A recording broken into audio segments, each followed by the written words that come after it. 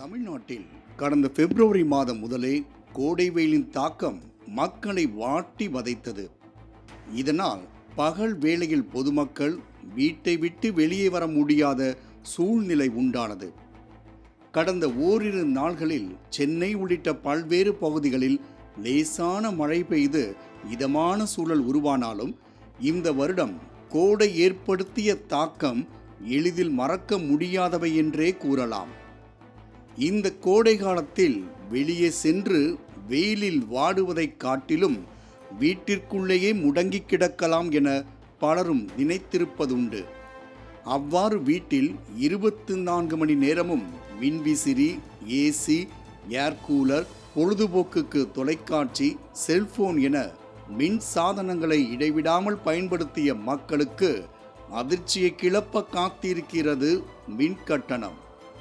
இதுவரை 2000, 4000 ரூபாய் என மின் கட்டணம் செலுத்தி வந்த மக்கள் தற்போது 5000 ரூபாய் முதல் 10,000 ரூபாய் வரை கட்டணம் செலுத்தும் நிலை ஏற்பட்டுள்ளது. 2000 ரூபாய் 1800 ரூபாய்க்குள்ளே தான் நான் கட்டுவேன், எப்பயுமே கட்டுவேன். ஆனால் 3600 ரூபாய் வந்திருக்கு எனக்கு பில்லு. அதாவது 2 ஃபேன் இருக்குது, 2 ஃப்ரிட்ஜ் இருக்குது, 4 லைட் இருக்குது, அவ்வளோதான் இருக்குது, வேறு எதுவும் கிடையாது. 24 ஹவர்ஸ் எல்லாமே ரன்னிங்கில் இருக்கும். இப்போ ஃப்ரிட்ஜு இதெல்லாம் கிடையாது, ஏசிலாம் கிடையாது. இதுக்கே இவ்வளோ வருது.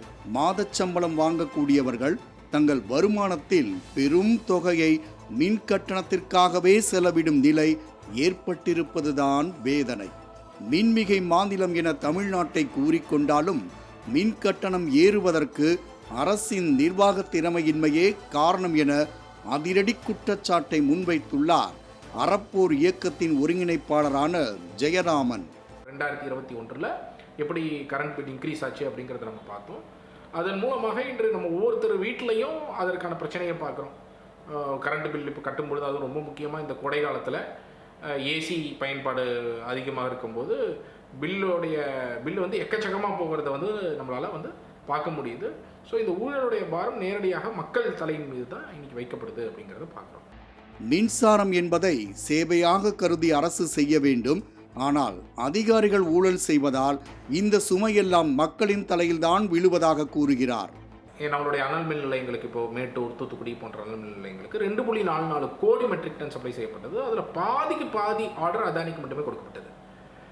இதில் என்ன முக்கியமான பிரச்சனைனா, சந்தையில் அது ஒரு $60, $70 இருக்குன்னா அதானி கிட்டேருந்து நம்மளுடைய அரசாங்கம் $91 வாங்குறாங்க.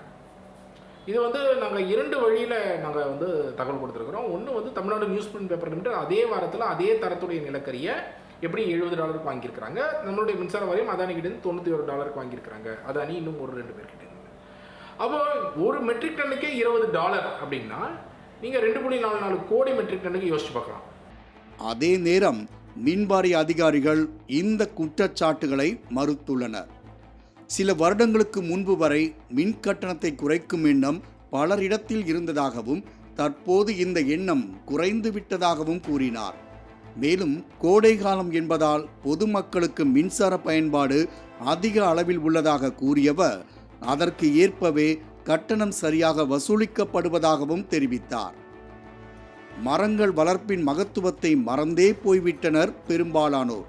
இதற்கிடையே மின்விசிறி, ஏசி இல்லாமல் வாழ்க்கையே இல்லை என அபாயகரமான சூழலில் தள்ளப்பட்டிருக்கும் மக்கள் மின்சார பயன்பாட்டை குறைக்கவும் முடியாமல், மின் தேவையில்லாமல் பொழுதை கழிக்கவும் முடியாமல் தவித்து வருகின்றனர். அறப்போர் இயக்கத்தின் ஒருங்கிணைப்பாளரின் கருத்துப்படி மின்வாரியம் சேவை மனப்பான்மையுடன் விளங்கினால் தங்கள் வாழ்க்கை மேன்மை அடையும் என பொதுமக்களும் நம்பிக்கை தெரிவித்து வருகின்றனர். மாலை முரசு செய்திகளுக்காக ஒளிப்பதிவாளர் பிருத்திவிராஜுடன் செய்தியாளர் ராஜேஷ்.